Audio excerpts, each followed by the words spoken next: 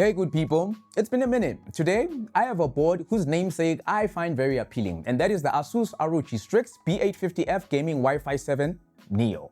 This is one of those motherboard refreshes that I didn't understand at first, but after using the board, I understand and actually appreciate the update. Last year, I looked at the original B850-F Gaming Wi-Fi, and that board was already a good product. So Asus took an already solid board and refined it in ways that make it feel more premium, more modern, and honestly just more appealing to use in an everyday scenario.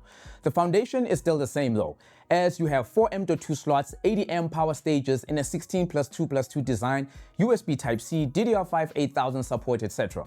What Asus has done with the Neo board is improve the user experience, and for me that actually starts with the BIOS. This is by far one of the biggest updates. Yes, I like the older Asus BIOS interface well enough, but it was in need of an update. It has been around for years on end, and even if it was still functional, it no longer felt fresh compared to what the other brands were offering. With this newer board, the firmware experience is much better. It feels smoother, it's cleaner, looks modern, and most importantly, it is easier to read and to navigate. It comes in part due to the larger 64MB BIOS, which allows Asus to store Wi-Fi 11 drivers within the BIOS, making Windows 11 setup easier, and it also allows better support for future CPUs. If you are the kind of person who insists on an ROG board, you are very likely the kind of person who actually enters the BIOS. You're going to tweak memory, adjust fan curves, update the firmware, and change settings. So when the BIOS itself is significantly better to interact with, it makes the entire experience less daunting and in some ways more fun.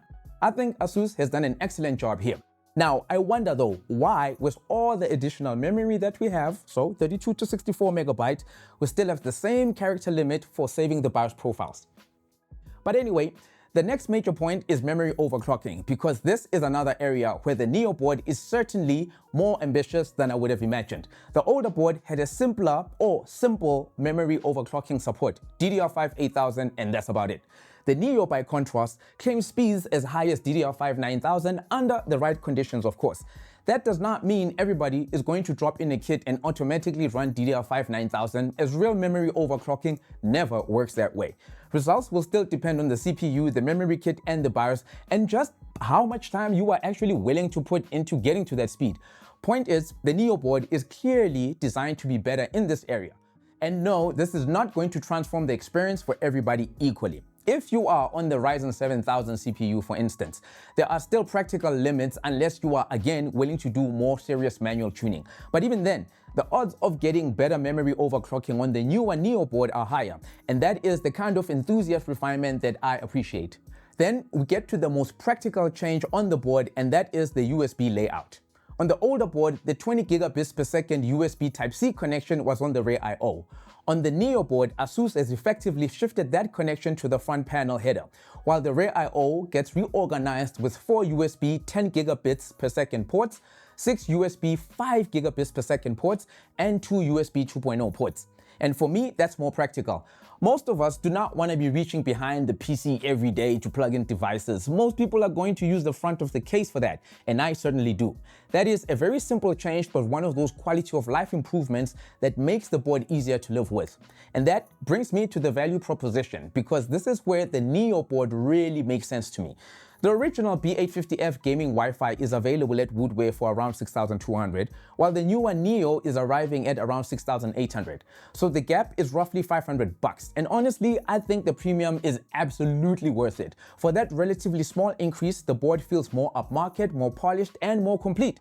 ROG boards are usually expensive, and that is just the reality of the brand. But in this case, I actually think Asus has created something that feels very high-end in ways that most people will be able to appreciate every day, while still coming in at a price that is much easier to justify than a truly flagship board from ROG. And when I say high-end, I don't mean every possible luxury feature is here. What I mean is the things that actually matter to you are available.